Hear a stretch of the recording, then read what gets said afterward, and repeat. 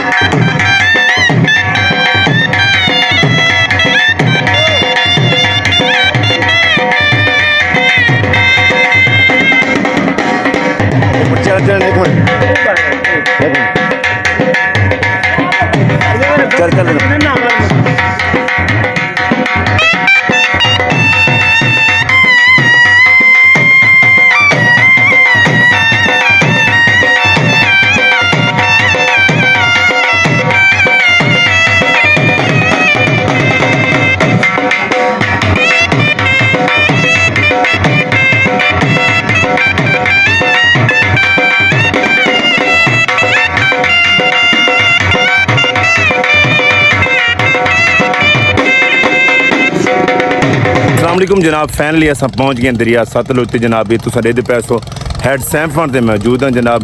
Back side तो head siphon थी कि जनाब ये कश्तियाँ चलदियाँ होती पानी की जी आप पहले आवन से पहले पानी की आप गाल करूँ जी स्पेशल मैं जिंदे आया मैं आया भी पानी चेक करना है उत्थे क्या हालात है जनाब।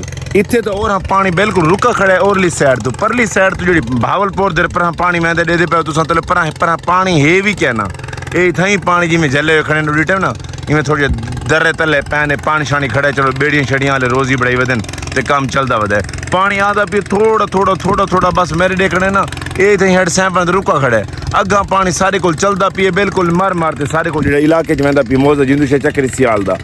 बाकी इतने जेडे ना पानी के जेड़ा हालात है वो नॉर्मल है जनाब।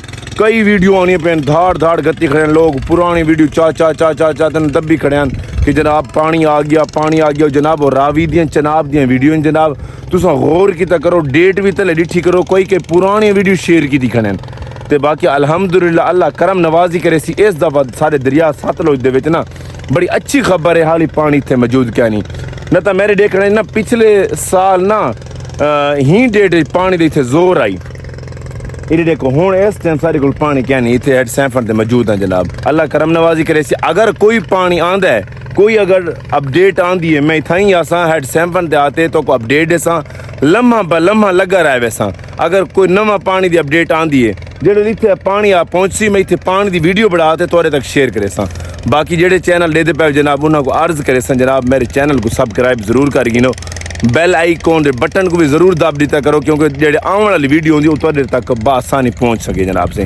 बाकी इंशाल्लाह छोटा जिहा भी लोग हैं जनाब थोड़े तक मैं आगाह किया तो पानी की अपडेट दी जनाब हाल बिल्कुल नॉर्मल है अल्हम्दुलिल्लाह। अल्लाह पाक दा लख लख एहसान है असा तो ही में नॉर्मल ही रहे तो पता अगे भी अपना ना फसलों का कख नहीं आई बिल्कुल खत्म थी गई जो 2025 वाला सिलाब आया ना बिल्कुल तबाह करी आई।